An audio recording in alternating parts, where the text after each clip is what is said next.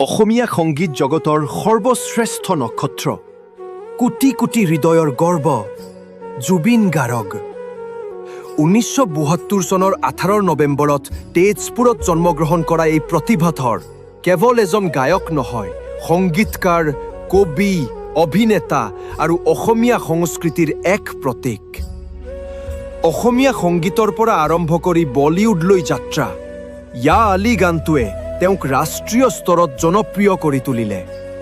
অসমীয়া ভাষাৰ অসংখ্য অমৰ গানৰ লগতে হিন্দী, বঙালী, বড়ো, মণিপুৰী আৰু অন্য ভাষাতো তেওঁৰ কণ্ঠে যাদু দেখুৱাইছে। অসমবাসীৰ বাবে তেওঁ আছিল মিউজিক আইকন, এজন জীৱন্ত কিংবদন্তি। কিন্তু 2025 চনৰ 19 ছেপ্টেম্বৰত এক দুখৰ খবৰ আহিল।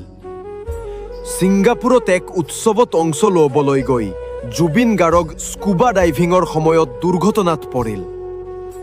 তেওঁক তৎক্ষণাৎ হস্পিটেললৈ লৈ যোৱা হয়, কিন্তু চিকিৎসকৰ সকলো প্ৰচেষ্টা সত্ত্বেও তেওঁক বচাব পৰা নগ'ল। 25